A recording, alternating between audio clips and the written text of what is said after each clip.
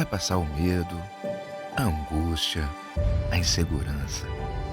Vai ficar para trás a saudade do abraço apertado, do almoço em família, do happy hour com os amigos. As coisas ainda estão fora de lugar. Viva o agora.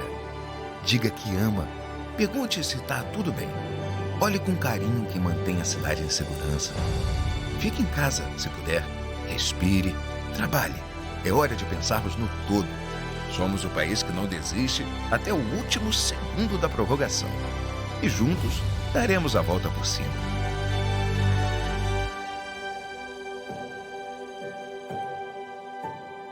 Tudo isso vai passar.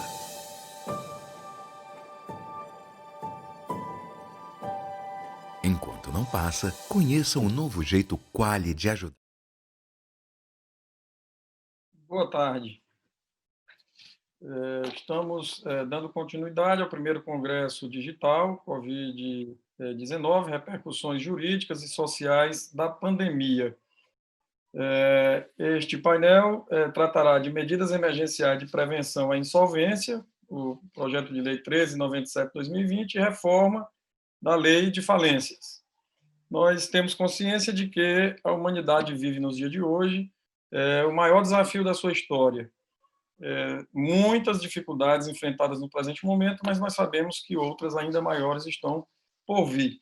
E contaremos neste painel com três ilustríssimos conferencistas que certamente nos darão uma luz acerca desse importante tema.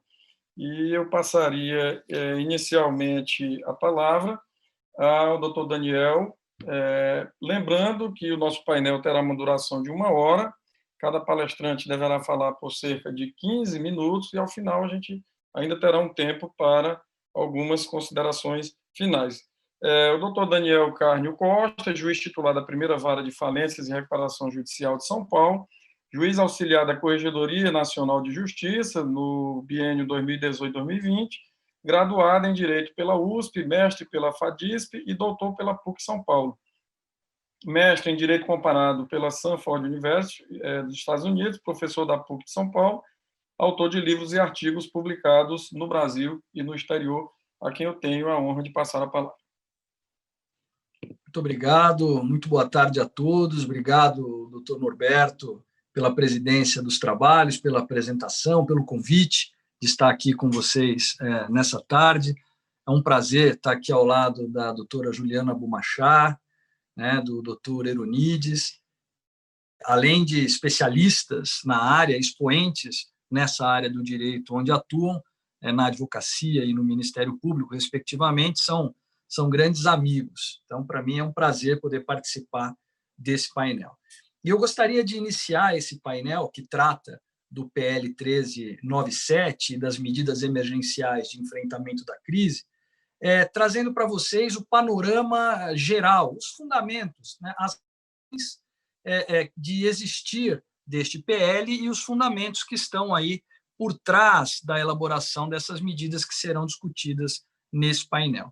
É importante a gente perceber que a pandemia ela traz um impacto direto no desenvolvimento das atividades empresariais. Isso não é no Brasil. Vou iniciar a minha apresentação falando dos impactos em nível mundial. Então, você tem aí economistas laureados pelo Prêmio Nobel que fizeram a mesma análise acerca desses impactos. O Lawrence Summers, que é um economista, professor de Harvard, já foi presidente do Banco Mundial, ele fez uma alusão muito feliz. Ele disse que a empresa tem dois relógios. Tem o relógio econômico e o relógio financeiro. O relógio econômico é o que mede o faturamento desta empresa. O relógio financeiro é o que mede o pagamento das contas dessa empresa. O que a pandemia faz? A pandemia faz com que este relógio econômico praticamente seja congelado, porque as empresas ficam proibidas, muitas vezes, de funcionar, em razão das normas de distanciamento social e de controle da pandemia. Então, as autoridades públicas proíbem a abertura e o normal funcionamento de muitas empresas. Outras empresas, muito embora podendo funcionar, elas têm muita dificuldade no exercício das suas atividades empresariais em razão né, das dificuldades que são impostas pela pandemia de maneira geral. Então, essas empresas perdem faturamento. Mas, por outro lado, o relógio financeiro continua a rodar, né? As obrigações continuam a ser exigidas, né? Os boletos continuam vencendo e continuam tendo que ser pagos. Isso faz com que haja um descasamento entre o faturamento e o cumprimento das obrigações, o que faz com que haja o surgimento de uma grande onda de inadimplência, né? E é justamente esta onda de inadimplência que deve ser o objeto da preocupação de todas as economias para tentar neutralizar esses efeitos negativos que decorrem da inadimplência. Quais são os efeitos negativos que decorrem da inadimplência, né, e que precisam ser evitados? Basicamente dois, né? O primeiro é o desaparecimento das empresas. As empresas se tornam insolventes e, em razão dessa insolvência, elas vão deixar de existir. Mas vejam, elas deixam de existir não porque são empresas ruins e que não servem mais aos seus propósitos. Elas deixam de existir em razão de uma inadimplência extraordinária, né? Então, isso tem que ser observado. Nós temos que ajudar essas empresas a passar, a atravessar esse momento de crise, fazendo com que elas permaneçam ativas, o que vai ser bom para todos.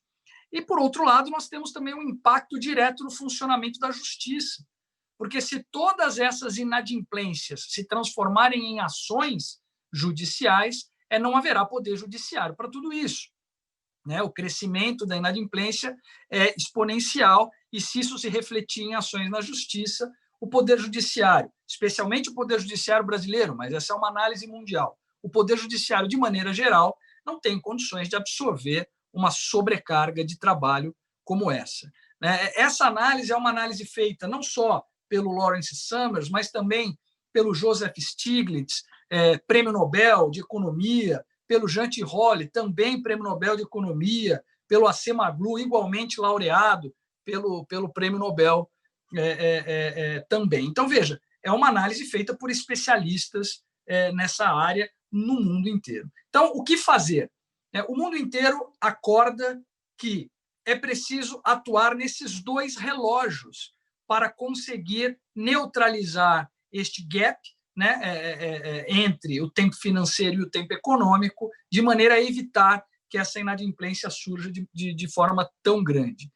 Como é que se age, né? Bom, se a empresa perde faturamento e por isso fica inadimplente, é preciso dar a ela recursos, dinheiro para que ela não fique inadimplente. E isso se faz através de esforço governamental, de criação de linhas de financiamento, como os governos têm feito no mundo inteiro, e o governo brasileiro também tem feito um grande esforço nesse sentido.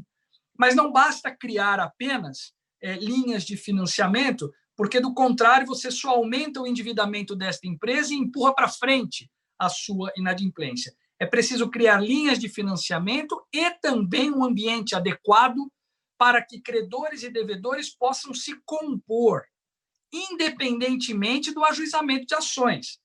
E, com isso, você, como se diz aí no ditado popular, mata dois coelhos com uma cajadada só. Você consegue manter essas empresas em funcionamento e evita que toda esta inadimplência se transforme em ações judiciais. Quando nós trazemos essa análise para o Brasil, os números mostram que a situação brasileira é ainda mais dramática e preocupante, né? Eu vou me ater aqui a duas pesquisas que foram feitas, que são muito sérias, pesquisa do Sebrae e a pesquisa do IBGE, e vou usar também os números do CAGED, né? Veja, segundo o Sebrae, 99% das empresas brasileiras são micro e pequenas empresas, né? Então, é importante a gente analisar o impacto da pandemia nas micro e pequenas empresas. Lá em março, abril e até maio, 89% dessas empresas tiveram diminuição no faturamento, né?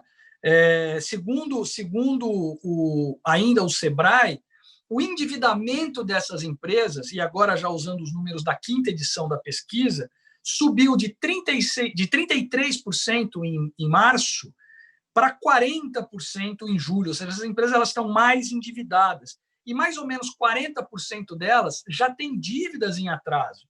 Então, vejam aí o crescimento deste ambiente para a inadimplência, o aumento da inadimplência. Segundo o IBGE, nessa última pesquisa publicada, que já reflete a segunda quinzena de junho, portanto, bem atual, 52,9% das empresas, e aí não só ME e EPP, mas em geral, 52,9% já tem dificuldade de fazer pagamento de rotina, né? 32,6% já fecharam definitivamente. Então, veja, o ambiente da inadimplência está crescendo muito. Bom, então tem que dar crédito para essas empresas, ok? 46% das empresas, ou seja, metade das empresas brasileiras, buscaram crédito, mas apenas 8% conseguiram crédito pelo sistema financeiro. Então, há uma dificuldade muito grande, especialmente em relação a MEs e EPPs, para que este crédito chegue na ponta e efetivamente ajude esta empresa a ter recursos, né? Então, hoje há um esforço governamental no sentido de fazer com que esse empréstimo chegue através das maquininhas de cartões, pelas operadoras de cartão de crédito, e não pelo sistema financeiro. Então, nós precisamos nos preocupar em criar condições de financiamento para essas empresas, além do sistema financeiro. E olha um outro dado que preocupa: só 12% dessas empresas conseguiram renegociar as suas dívidas. Então, há uma grande dificuldade dessas empresas renegociarem. Se nada for feito, em muito breve espaço de tempo, nós teremos um aumento exponencial da inadimplência, sem a possibilidade de acordo, e isso tudo vai se refletir em ações judiciais. Já tem estudos, inclusive, da própria Secretaria de Pesquisa Econômica do Ministério da Economia, prevendo, ainda que num cenário moderado, um aumento exponencial do número de recuperações judiciais. Então, o que o PL fez? Fazendo essa análise lá em março, né? Porque esse PL foi apresentado em 1º de abril, ele foi gestado na segunda quinzena de março. Nós já antevíamos esse cenário, e o que foi proposto ali? Primeiro, temos que criar um ambiente de negociação. Esse ambiente de negociação pressupõe que as devedoras tenham um espaço de respiro, para que elas possam entender a sua situação e propor um acordo sem a pressão das ações judiciais ou dos atos de constrição sobre o seu patrimônio, né? Então, propusemos ali uma suspensão legal que é automática, considerando que a grande maioria das empresas foi, de fato, impactada pela crise. Só 2% tiveram aumento de receita, 98%, portanto, foram impactadas, né, de maneira negativa pela crise. Então, uma suspensão automática de atos executivos para que as empresas possam propor um acordo. Mas não adianta só criar esse espaço, tem que dar o recurso. Como o crédito financeiro dificilmente chega, especialmente para ME e EPP, é preciso criar a oportunidade dos próprios credores financiarem a devedora ou de outros agentes financiadores. Criamos, então, o Deep Finance, o financiamento Deep, onde o credor pode oferecer dinheiro à devedora e, com isso, comprar, entre aspas, uma proteção deste crédito em caso de futura falência ou em caso de futura recuperação judicial. Além do que, se dá tranquilidade ao credor de fazer este acordo, porque ele não corre o risco de perder duas vezes, né? Se, depois do acordo feito, a devedora ajuizar falência ou recuperação, o crédito dele volta ao seu valor originário. Então, isso vai acontecer durante esse período de suspensão legal. Nós criamos, além disso, um mecanismo de pré-insolvência, que é a negociação preventiva na esteira do que diversos outros países vêm fazendo. Inclusive, agora, no final de junho, o Reino Unido publicou o Corporate Insolvency and Governance Act, que cria a moratórium, que nada mais é do que a negociação preventiva traduzida para o inglês. É um mecanismo mais leve, menos burocrático, que, a pedido da devedora, que preencha determinados requisitos, no nosso caso, perda de 30% do faturamento, né, ela passa a ser protegida por um stay judicial, uma suspensão, dentro desse período, ela poderá fazer acordos protegidos pela justiça e com acesso ao Deep Finance. Então, essa é a lógica que informou a criação desses institutos no PL 1397. E, por outro lado, para finalizar a minha participação, e também seguindo... Ainda 3 minutos, doutor Daniel. Tem 3 minutos? Ainda, ótimo, então vai dar para finalizar sem atropelo. Né? Também seguindo o que o mundo inteiro fez, nós flexibilizamos as regras da recuperação judicial, possibilitando à devedora a apresentação de um novo plano, a renegociação daquele plano que já havia sido aprovado pelos credores e a dificultar, vamos dizer assim, a convolução da recuperação em falência em razão da inadimplência, em razão da pandemia, inadimplência surgida durante a pandemia. A lógica dessas regras, que também já foram implementadas pela Resolução 63 do Conselho Nacional de Justiça, a lógica é justamente ajudar essas empresas a permanecerem em recuperação e não serem liquidadas durante o período de pandemia, partindo-se do pressuposto de que a convolução em razão da inadimplência decorrente da pandemia não seria a melhor solução. Né? O inadimplemento ou o descumprimento do plano naquele período de pandemia não quer dizer a incapacidade da empresa de continuar a produzir, quer dizer que ela está sujeita, até de maneira mais importante, aos efeitos da pandemia do que as empresas que não estavam em recuperação. Então, essa é, claro, em breves palavras e em largas pinceladas, essa é a lógica por trás da elaboração do PL 1397, que já foi aprovado na Câmara, mas aguarda sonolentamente apreciação ainda pelo Senado. Eu tenho a impressão que o PL 6229, pelo que eu tenho sentido do ambiente político, tende a ser votado até antes mesmo do 1397 e talvez incorporando ali algumas dessas novidades. Então, mais uma vez, obrigado pela oportunidade e eu continuo aqui à disposição de todos para responder perguntas e participar dos debates. Uma boa tarde a todos. Muito obrigado, doutor Daniel, que, em rápidas palavras, o tempo é muito curto, mas conseguiu, de maneira brilhante, nos apresentar um quadro geral da situação. E nós sabemos, doutor Daniel, realmente, como o senhor falou, que tudo é muito urgente, né? Então é preciso que os governos do mundo inteiro deem respostas muito rápidas. Esperamos que o Congresso assim haja, porque é essencial para a sobrevivência da economia do país.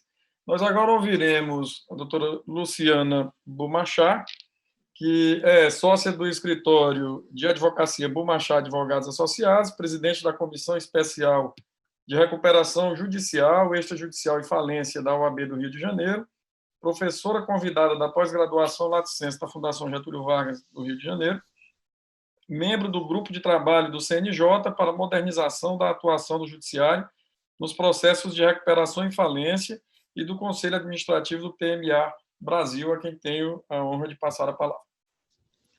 Boa tarde, doutor Norberto, obrigada pela apresentação. Parabenizo mais uma vez o evento do Conselho Federal da OAB, um evento realmente de uma magnitude enorme, com excelentes palestras. Parabéns, né, ao presidente Felipe Santa Cruz pela iniciativa. É uma honra estar aqui mais uma vez com o doutor Daniel, professor, né, doutor Eronides, professor também, a quem eu aqui tento, de alguma maneira, contribuir um pouco, mas com esses ensinamentos aqui eu fico muito tímida. Mas, aproveitando a fala do doutor Daniel, né, falando da negociação preventiva, o doutor Eronides vai tratar desse assunto, uma das grandes questões positivas do PL 1397, né, doutor Daniel, foi através que a negociação preventiva ela não estava só restrita às empresas. Ela tinha um conceito muito mais ampliado, inclusive para os agentes econômicos, que são exatamente, eu acho que hoje, a grande reflexão que se faz com relação à Lei 11.101, e já deixo aqui o meu pedido para eventual alteração do 6229, que passe a constar a inclusão de agente econômico para o sistema da insolvência. Né? Então, o agente econômico, a gente entende que é qualquer pessoa que exerce uma atividade econômica. E hoje a gente tem essa discussão muito em voga, né, em razão da nossa Lei 11.101 tratar apenas no artigo 1º das sociedades empresárias. E tem as exclusões no artigo 2º, inclusive de alguns agentes econômicos previstos né, no artigo 2º, como excetuados de poder se socorrer do sistema da insolvência. E o PL 1397, como foi muito explanado e de forma muito objetiva e clara pelo doutor Daniel, a própria negociação preventiva do 1397 trazia a inclusão e a possibilidade dos agentes econômicos, e não apenas as sociedades e empresários, a participarem dessa negociação. Isso foi um grande avanço, né? Posso dizer que isso movimentou várias pessoas jurídicas, inclusive clubes de futebol, associações, a pensar numa possibilidade e num ambiente de negociação propício que não se existia e não se existe até o momento. Infelizmente, a gente tem hoje uma lei que veda e que isso seria uma iniciativa muito louvável nesse momento de Covid, como o doutor Daniel colocou, de empresas que não só sofreram redução de faturamento, mas que, inclusive, tem umas que não têm nenhum faturamento, né? Como academias de ginásticas e restaurantes, a gente tem visto o quanto isso tem se diluído e fechando as portas de diversas empresas, e, sem dúvida nenhuma, as MEs e APPs hoje são as mais atingidas. E aí, falando de agente econômico, trago aqui um grande caso hoje que está sendo discutido, que é o caso da Universidade Cândido Mendes, que traz exatamente, na qualidade de associação, a possibilidade de ser e pedir uma recuperação judicial. Recuperação judicial essa deferida pelo juízo da 5ª Vara Empresarial, ainda está em curso normalmente, né? A Universidade Cândido Mendes, como alguns não devem saber, é uma associação de ensino no Rio de Janeiro. Seu processamento da sua recuperação, como disse, foi deferido na 5ª Vara e é alvo de um agravo de instrumento do Ministério Público, né? Conta com parecer da Procuradoria, desfavorável também à tese de possibilidade dessa universidade estar como se valendo do pedido de recuperação judicial, e trago aqui algumas considerações a respeito disso. O pedido ele conta com 2 grandes pareceres, do professor Sérgio Campinho e do professor Manuel Justino, desembargador do Tribunal de Justiça aposentado de São Paulo, e tratam exatamente da defesa da possibilidade da Lei de Recuperação Judicial estar e ser atendida não só às empresas, efetivamente, com eventual registro na junta comercial, mas a todas aquelas empresas que exercem algum tipo de atividade econômica, que nada mais é do que o próprio conceito de agente econômico que se tenta ampliar. Essa recuperação judicial da UCAM traz como precedente a Casa de Portugal, Casa de Saúde de Portugal, que também foi um caso dentro do Rio de Janeiro, já que não era uma casa de ensino, mas sim um hospital, onde ele teve o seu plano aprovado, sua recuperação em curso com o seu plano aprovado, teve um recurso do Ministério Público após a aprovação do plano, e o STJ houve por bem em decidir que o prosseguimento da Casa de Portugal deveria, sim, acontecer em razão do fato consumado que já existia, pelo plano já está aprovado.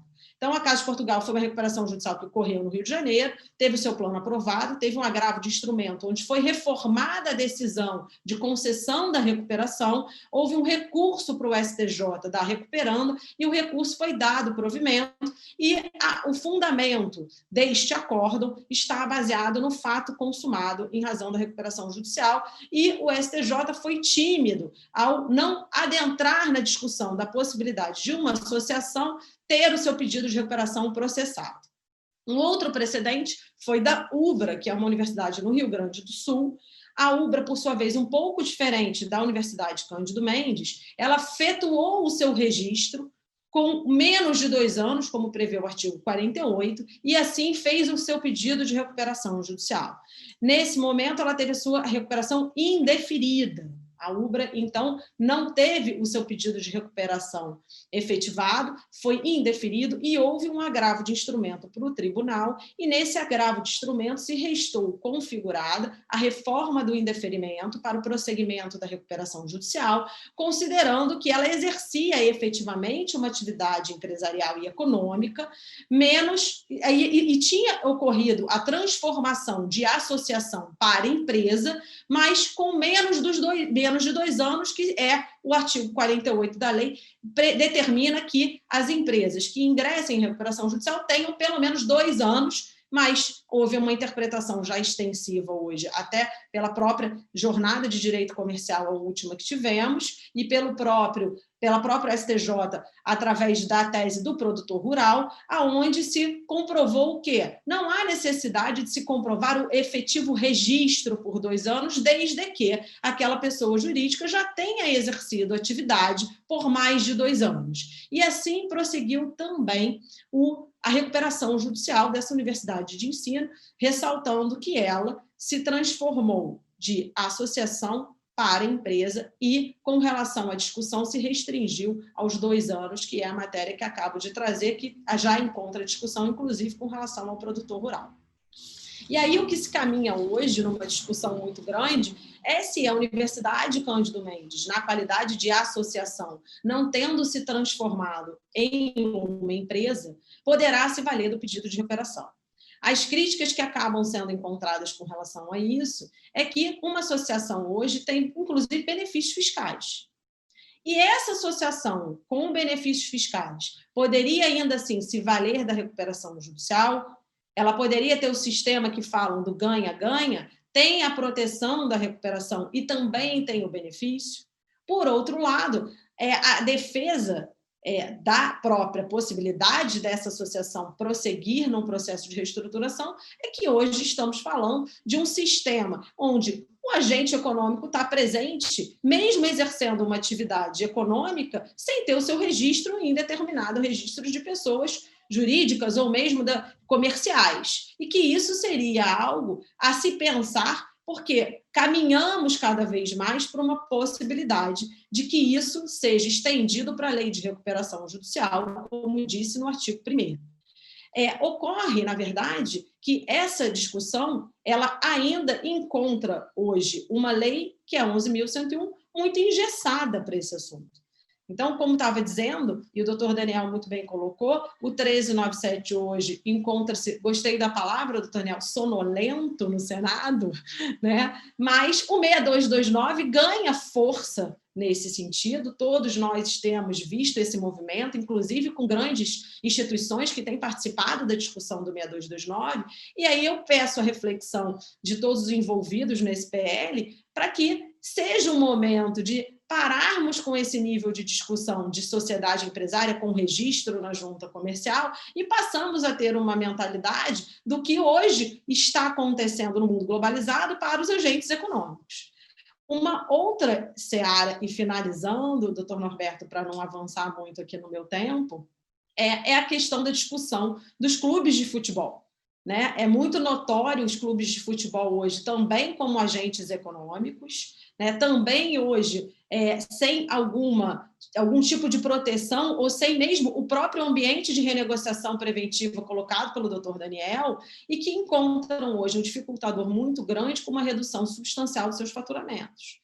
Né? Como se sabe hoje, os clubes de futebol, por outro meio, também vêm tentando a ampliação e a possibilidade de pedirem recuperação judicial através de 2 projetos. Um projeto do deputado Pedro Paulo, que já foi aprovado na Câmara e se encontra hoje no Senado, e o segundo projeto do senador Rodrigo Pacheco, que também se encontra no Senado. Já participei muito do debate sobre isso, inclusive com o próprio deputado e com o doutor Rodrigo Monteiro de Castro, que inclusive assessora o senador Rodrigo Pacheco, exatamente para se tentar, de alguma forma, com relação a esses 2 projetos, uma unificação, seja para a criação de uma sociedade anônima do próprio futebol, ou de um meio de que essas associações, né, esses clubes, possam, ainda com benefícios fiscais, se transformarem em pessoas, em empresas, e que possam, sim, se socorrer da recuperação judicial como um mecanismo de reestruturar esse passivo que se encontra aí dentro dessa crise que estamos vivendo.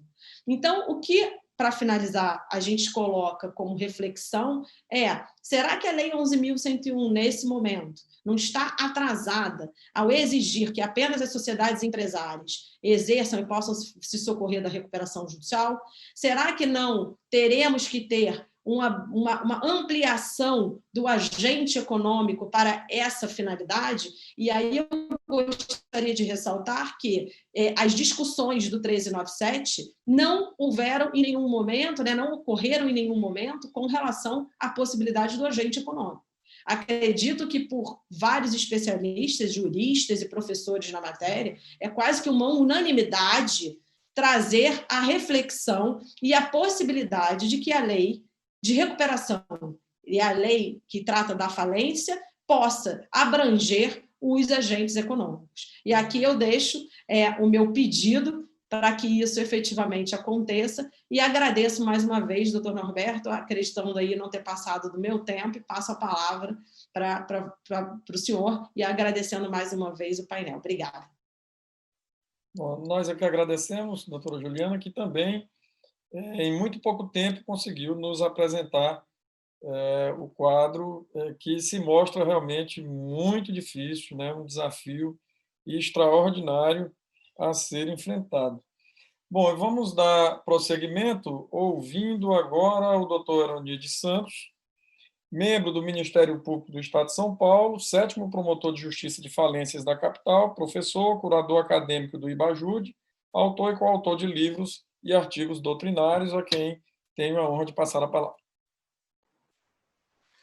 Boa tarde a todos. Dr. José Norberto, em seu nome quero agradecer o convite para participar deste encontro e para tratarmos de um assunto tão atual como é a solução jurídica encontrada no PL 1397 para minimizar os efeitos da pandemia na nossa economia.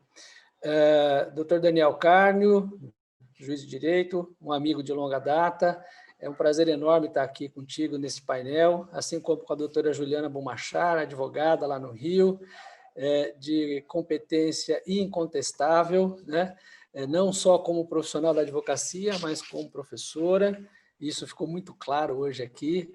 E é muito raro, Norberto, a gente encontrar um painel tão equilibrado como esse, né? Onde você tem um advogado, você tem o juiz, você tem um membro do Ministério Público, e aí talvez ter algumas visões diferentes ou abordagens diferentes sobre o mesmo tema. De largada, eu devo dizer que estou de acordo com todas as colocações feitas pelo Dr. Daniel. O mundo se movimentou na busca de soluções para os efeitos da pandemia, né? Na economia. O que a gente verifica, e eu acho que a gente pode falar isso sem sombra de dúvidas, é que o coronavírus, na verdade, ele causou um genocídio, né, de escala nunca imaginável pela humanidade, né? Hoje nós temos só no Brasil 91 mil mortes registradas pelo coronavírus. Em âmbito mundial, são 673 mil mortes, né? Então, de fato um genocídio. Mas não é apenas um genocídio de vidas humanas, né? Os efeitos da pandemia também estão causando já, né, um genocídio das empresas, das sociedades empresárias. E ampliando um pouquinho mais esse conceito, e aqui eu concordo com a doutora Juliana, né, alcançando todos os agentes econômicos, não é? É aquilo que se fala, o vírus, ele não encontra credo, raça, cor, nada. E ele também não encontra diferença entre sociedade empresária e agente econômico, e os outros agentes que não estão reconhecidos na lei. Ele atinge a todos indistintamente, ao trabalhador informal, não é? A economia informal, ou seja, ninguém fica de fora dos efeitos da pandemia. E é preciso tomar medidas urgentes, né, para que isso seja minimamente controlado. No âmbito da saúde, nós já sabemos, nós tivemos aí medidas de isolamento, etc., né, estudos médicos, agora já estamos com o desenvolvimento de vacinas, etc. É a medicina trabalhando e dialogando com a doença, né, dialogando com a doença para entendê-la e buscar uma cura para esse mal que nos assola. E no âmbito do direito, o que nós precisamos? Né? Dialogar dialogar com a economia. E é esse o grande problema, né? A gente percebe uma incomunicabilidade, já que a gente sei se a gente pode falar isso, entre direito e economia. Os dados que o Dr. Daniel trouxe aqui, econômicos, são reais, são mensuráveis, são matemáticos. E por que razão o direito não enxerga e não olha para esses dados e toma as medidas necessárias para tentar corrigir ou tentar achatar essa curva, né, de crescimento da insolvência na sociedade brasileira? Vejo que a Câmara dos Deputados, na figura do deputado Hugo Leal, agiu rapidamente, né? Buscou soluções de caráter econômico e legal, para tentar minimizar os efeitos dessa pandemia. Infelizmente, isso está parado no Senado Federal. E enquanto ele está parado no Senado Federal, os números reais apresentados aqui pelo Dr. Daniel, eles não param de crescer, né? Então, fica aqui uma reflexão e uma provocação. Até quando nós não vamos conversar com a realidade? Até quando a gente vai ficar olhando para filigranas jurídicas e não vamos encarar o monstro de frente, né? E dentro deste cenário, hoje, o PL 1397 não tem validade nenhuma. Ele é apenas uma promessa de ferramenta de solução da crise. Mas ele não existe no mundo real. O que existe no mundo real, e acho que aqui é o que me cabe falar, o que existe no mundo real é a possibilidade de negociação dentro daquelas ferramentas que estão aí disponíveis para os operadores do mercado, né? E a negociação, ela passa, ela tem alguns pré-requisitos, e o principal deles, na minha opinião, é justamente o stay period, né? Que é o momento de suspensão da exigibilidade das obrigações, né, vencidas. Por que eu entendo que isso é extremamente relevante? Porque se eu não tiver um incentivo legal para que as partes envolvidas numa relação empresarial ou numa relação econômica, para adotar aqui o critério de agente econômico e não ficar apenas em sociedade empresária. Se eu não tiver um incentivo legal para que as partes envolvidas se conversem entre si, né, eu nunca vou chegar a um acordo coletivo, porque sempre haverá a possibilidade de se exigir individualmente uma obrigação. Então, hoje, o primado da recuperação judicial é justamente a suspensão da exigibilidade das obrigações, porque, ora, se eu não posso exigir individualmente, e se a minha omissão em não participar de uma negociação coletiva pode implicar na sujeição de um plano de pagamento do qual eu não participei e do qual eu posso não concordar, eu me sinto estimulado a participar da negociação, a ir para uma assembleia de credores, a sentar, a participar de rodadas de negociação para encontrar uma solução menos danosa tanto de um lado como de outro. Então, este é um ponto principal. E me parece que isso é um conceito que atende, reconhecido mundialmente. Agora há pouco, o Dr. Daniel nos disse da moratória, né? E o que é a moratória? É a suspensão da exigibilidade das obrigações vencidas, né? O que estimula a colocação das partes no mesmo ambiente ou numa mesma sala de negociação. Mas isto é suficiente? Não. Não basta você colocar todo mundo no mesmo lugar. É preciso que se obedeçam algumas regras e se observe algumas premissas que podem facilitar nesta negociação, né? A primeira delas, evidentemente, é a transparência, É preciso que todas as regras, todas as informações daquele devedor sejam colocadas à mesa para que os seus credores, tendo conhecimento da real situação daquela devedora, possam, a partir daí, a partir de dados concretos, fazer uma análise da viabilidade ou não da manutenção daquele devedor no mercado. Né? Então, aí já começa o primeiro passo da negociação. O segundo passo, na minha opinião, é você conseguir reconquistar a confiança daquele devedor no mercado. Ou seja, é preciso que os credores acreditem que aquela recuperação é viável. Restabeleçam esta confiança. Restabelecida a confiança, e ela pressupõe o conhecimento de toda a situação econômica e financeira da devedora, restabelecida a confiança, passa-se a um terceiro passo, que é justamente encontrar o equilíbrio entre o direito de receber e a capacidade de pagamento. Né? E isto aliado, obviamente, né, à proposta de reinventar ou de reestruturar aquela empresa, né, para que, dentro deste critério objetivo e subjetivo, se chegue a um resultado que pode ser positivo ou não. Né? Isto é o que temos hoje com base na 11.101. Né?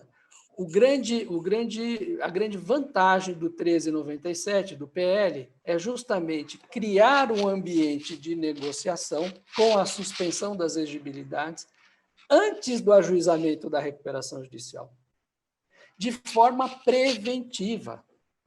E aí faz todo o sentido que se abarque no PL os agentes econômicos, como disse a doutora Juliana. Né? Há uma lógica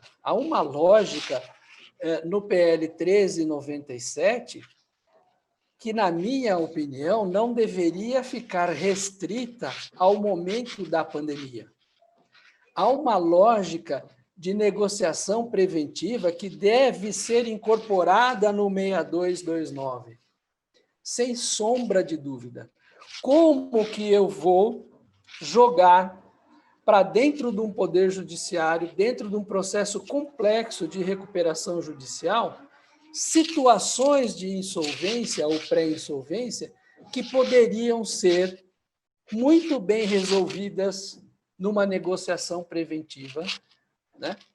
Dentro de um ambiente controlado, estimulado, né? Para que os credores entrem nesta sala de negociação, nesse ambiente de negociação, dentro de um ambiente controlado e estimulado, e que coloque na mesma rodada de negociações aqueles credores, por exemplo, que ficam fora da recuperação extrajudicial. Né?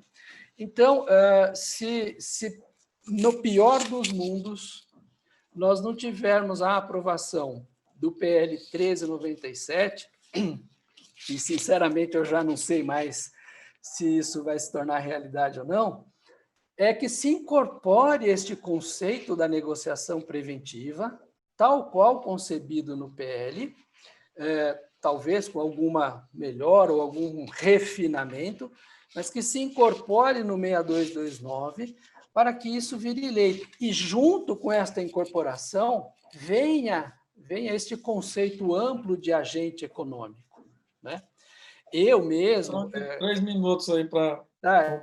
eu já estou concluindo. Está maravilhosa a sua fala, mas, infelizmente... Eu mesmo imagino que existem alguns agentes econômicos cuja natureza do serviço são incompatível com a recuperação judicial propriamente dita. Tá? Mas isto deve ser tratado como exceção da exceção, e não colocar agentes econômicos que não se enquadram sob o modelito da sociedade empresária, todos eles fora da lei. Né? Então, fica aqui as minhas reflexões, eu devolvo a palavra ao nosso moderador, e estou aqui à disposição para bater um papo com todo mundo aqui. Muito obrigado. Bom, nós é que agradecemos, doutor Onides, que também, de maneira brilhante, fez a sua apresentação. Realmente, o Conselho Federal foi muito feliz quando organizou esse painel e colocou as 3 visões, né, do juiz, do advogado, do Ministério Público, muito interessante. Agora, esse tempo restante, a gente cumpriu bem, nós temos ainda 14 minutos. Eu gostaria de ouvir dos nossos 3 palestrantes a seguinte situação: vários países começaram a divulgar os seus números, né, os números das suas economias, números extremamente preocupantes, como o caso da Alemanha, do Brasil, dos Estados Unidos, dentre outros. Várias empresas já anunciam fechamentos de unidades, várias empresas já anunciam pedidos de recuperação judicial, não só no Brasil, mas no mundo inteiro.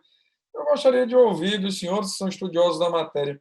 Dá para dizer o tamanho do desafio que o Brasil vai enfrentar nesse tema, diante desses 2 momentos, né? O momento da doença que está matando as pessoas e um outro momento que pode matar a economia ou enfraquecê-la ao extremo de também deixar as pessoas sem emprego e uma nova onda de problemas que também muitas vezes representam a própria vida.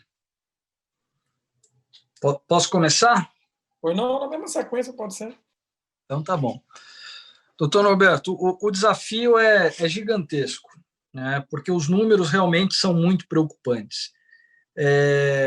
Recentemente, nessa semana agora, foram divulgados os números do Cadastro Geral de Desempregados e de Empregados, que é o segmento do Ministério da Economia que avalia o crescimento ou a diminuição dos empregos formais, dos postos de trabalho formais. E no primeiro semestre de 2020, o Brasil perdeu praticamente 1.200.000 postos de trabalho formais. É certo que essa queda vem diminuindo, como é natural que diminua, porque na medida em que a economia volte a se abrir, alguns postos de trabalho ressurgem, mas, na média, né, nós perdemos 1.200.000 postos de trabalho. Para vocês terem uma ideia da gravidade disso, no primeiro semestre de 2019, quando o Brasil vinha crescendo, ainda que de maneira lenta, mas vinha crescendo, o Brasil criou aproximadamente 500.000 novos postos de trabalho. Então, 500.000 postos criados no primeiro semestre de 2019, 1.200.000 postos perdidos no primeiro semestre de 2020.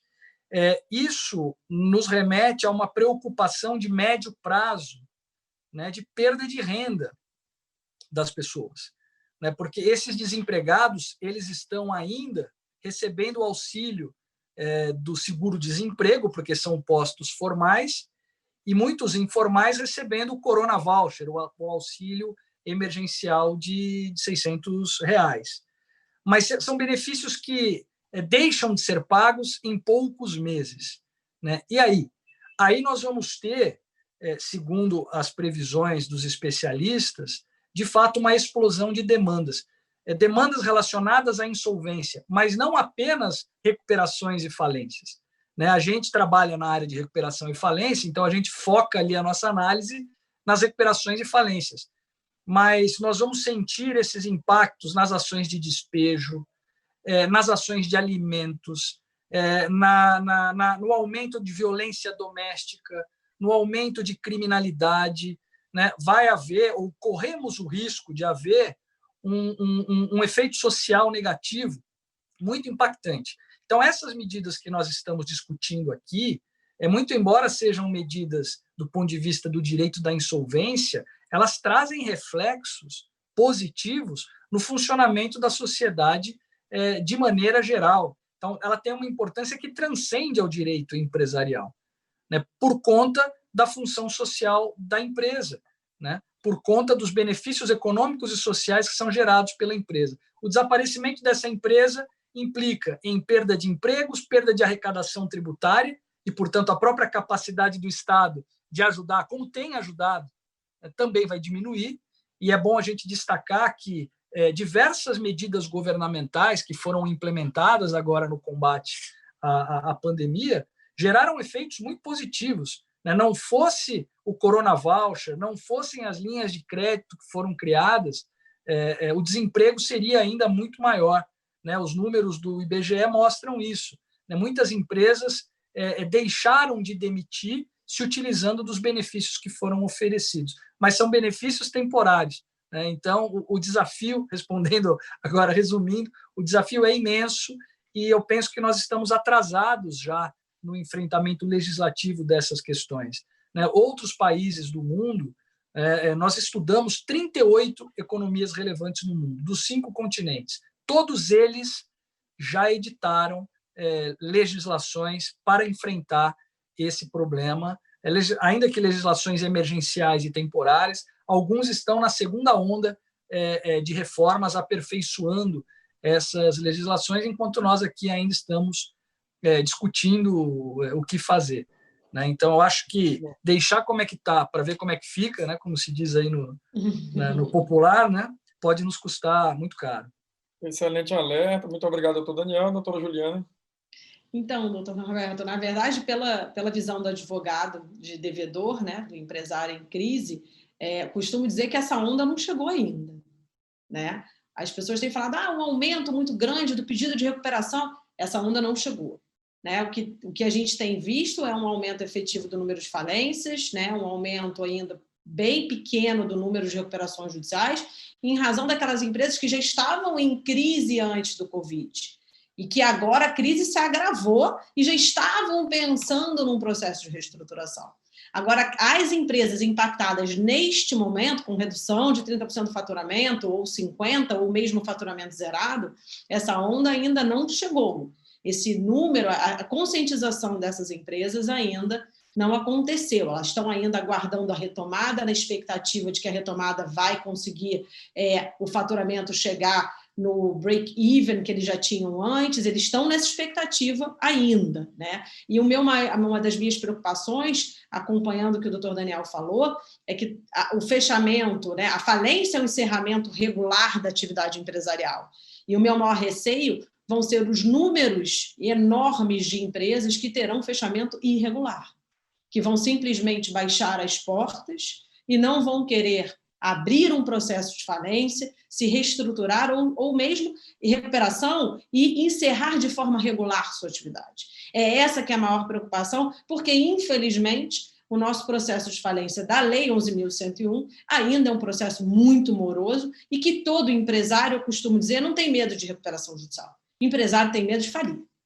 E que se a gente não tiver também uma alteração da lei com relação ao sistema falimentar, a gente vai ter, sem dúvida nenhuma, um aumento do fechamento irregular das atividades das empresas. Muito Obrigada. Bem. Muito obrigado, doutora Juliana. Doutora Onietes, por gentileza. Temos ainda 6 minutos aproximadamente. Então eu vou usar 3 minutos para poder devolver a palavra ao nosso moderador com calma e tranquilidade. Veja bem, a crise econômica duradoura pode levar a uma recessão cuja recuperação demore muito, muito mais do que se imagina, né? E isto leva à convulsão social. Isto contribui para o aumento de vários índices, como o doutor Daniel disse aqui, mas índices de criminalidade que hoje seriam imensuráveis. Nós não conseguimos dimensionar os efeitos sociais que uma recessão econômica duradoura possa causar no nosso país. Esta a urgência de se socorrer os agentes econômicos. Não é outra, senão essa. É evitar já estamos em recessão, né? Uma recessão por causas exógenas, como foi dito aqui pelo doutor Daniel. Não é uma recessão ou uma inadimplência pela incapacidade pura e simples de pagamento ou má gestão de uma empresa. A recessão é causada por um fator externo. Então, todas as medidas necessárias e a ajuda governamental deve ser feita neste momento, e não só de dar o Corona Voucher, né? Não só a capacidade de reação do Estado brasileiro é muito lenta nesse ponto. E eu fico imaginando, veja, hoje a gente está falando aqui do coronavírus, mas a hora que nós chegarmos em dezembro, como vai ser o caixa do Ministério da Saúde e das secretarias estaduais de saúde? vão estar esvaziados, não é? Por quê? Porque você também não tem arrecadação de impostos na outra ponta, né, decorrente da capacidade produtiva. E aí nós chegamos em dezembro e aí vem a onda da dengue, que é um vetor que ainda não está controlado pelo país. E cadê o recurso para tratar isso? Para cuidar deste problema? E outros que virão, isso só falando na área da saúde, né? Então, é muito importante que a gente busque o mais rapidamente possível, e o Congresso deveria se sensibilizar dessa forma, de aprovar para ontem, né, as medidas emergenciais, né, e deixa que nós, do direito, né, e deixa que os economistas, os consultores financeiros, né, adequem o uso e o funcionamento do PL. Né? Isto não é discussão, não é uma medida para se ficar brincando, para deixa como está, para ver como é que fica. Chega disso. Cabe a nós, e esse Congresso atende muito bem a esta finalidade, discutirmos, implementarmos e viabilizarmos, né, a aplicação efetiva e correta do PL 1397. Né? Já é passado da hora. Muito obrigado pela oportunidade de participar desse encontro. Doutor Norberto, o senhor agora faça os encerramentos devidos. Juliana, Daniel, muito obrigado por estarem aqui comigo hoje. Bom, muito obrigado, doutor Anísio. Aliás, muito obrigado aos 3 ilustres palestrantes, como eu disse no início, e agora se confirmou, realmente foi uma tarde muito enriquecedora para o conhecimento do problema, para o seu dimensionamento. Acho até que a organização do evento deve extrair, né, um resumo das informações prestadas por todos vocês para um encaminhamento ao nosso Congresso Nacional para que eles percebam que não vai dar para esperar, que tudo isso é muito urgente, porque, afinal de contas, se nós já estamos perdendo tantas vidas, como já foi colocado aí por vocês, e a gente lamenta tanto isso, o que está por vir me parece ainda mais grave, né? E agora eu tomo mais consciência ainda depois de ouvi-los, né? Realmente a gente começa a perceber que a situação vai se agravar de uma maneira impressionante, jamais vista, né? O maior desafio da humanidade, seguramente o maior desafio também do nosso país. Muito obrigado a todos vocês. Nós estamos, então, encerrando neste momento, mas, de fato, foram falas muito ricas, com um conteúdo impressionante, apesar do pouco tempo que tiveram, mas foram todos muito brilhantes. Muito obrigado. Obrigado ao Conselho Federal também por ter me dado essa oportunidade de mediá-los, né? E, assim, encerramos o nosso painel. Muito obrigado a todos.